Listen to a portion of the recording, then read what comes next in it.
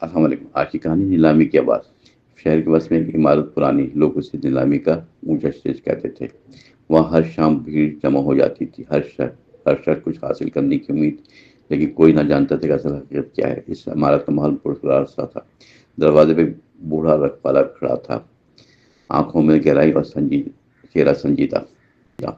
کاشی پہلی بار وہاں آیا تھا، دل میں تجسس، ہلکا سا خوف۔ اس نے دروازے پر قدم رکھا، دھیرے سے بوڑھے نے خاموشی سے دیکھا، جیسے وہ سب کچھ جانتا ہو پہلے سے۔ کاشی اندر داخل ہوا بغیر سوال۔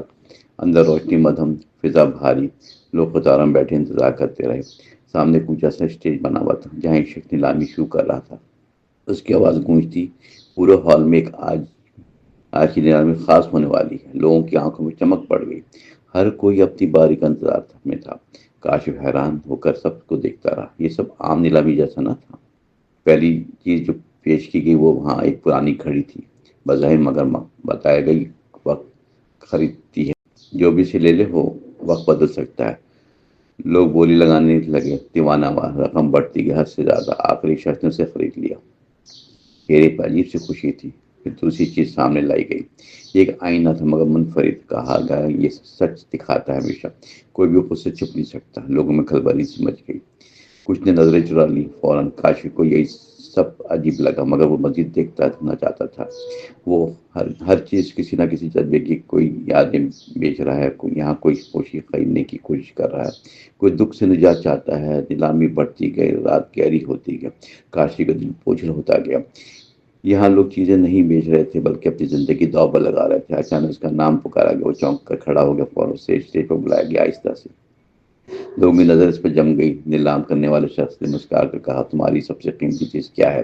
کاشف کچھ لمحے خاموش رہا، پھر بولا، میرے خواب سب سے اہم ہے۔ نیلامی کرنے والا ہنس پڑا زور سے، کہا، خواب سب کے پاس ہوتے ہیں مگر سب تم انہیں بیچنے کو تیار ہو؟ کاشف نے سوچ کر سر ہلایا۔ اسے لگا شاید اسے کچھ مل جائے جس سے وہ اپنی زندگی بہتر کر لے۔ لوگوں نے بولی لگانی شروع کی، قیمت بڑھتی گئی، لمحے بر لمحہ۔ آخر ایک امیر آدمی نے جیت لیا۔ کاشف نے خواب اس کو دے دیے۔ اس لمحے سے عجیب سا خالی پن لگا، جیسے دل سے کچھ نکل گیا۔ وہ نیچے اتر کر سب کچھ بدل گیا۔ حال پہلے جیسے نہیں محسوس ہو رہا تھا۔ لوگوں کے چہرے بے جان لگے، فضا میں خاموشی گہری تھی۔ وہ باہر نکلا، تیزی سے گھبرا کر بوڑھا رکھوالا دروازے پہ کھڑا تھا۔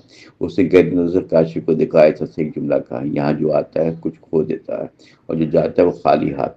کاشف نے پیچھے مڑ کر دیکھا مگر عمارت کہیں نظر نہ آئی، اور وہ عمارت تنہا کھڑا تھا۔ دل میں عجیب سا سکوت اور خلا۔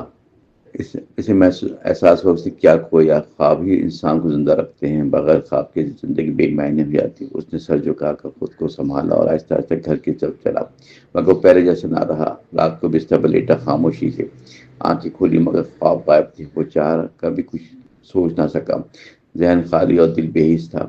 اس لمحے سے اپنی غلطی کا احساس ہوا، اسے سب سے قیمتی چیز گنوا دی۔ خواب جو اسے آگے بڑھا رہے تھے وہ اب ہمیشہ کے لیے کھو گئے تھے۔ صبح ہوئی مگر روشنی بے معنی، زندگی اب ایک بوجھل لگنے لگی۔ اس نے کوشش کی سب ٹھیک کرے مگر کچھ بھی پہلے جیسا نہ ہوا۔ اونچا سا اسٹیج ایک سبب بن گیا کہ انسان کو اپنی اصل پہچان رکھنی۔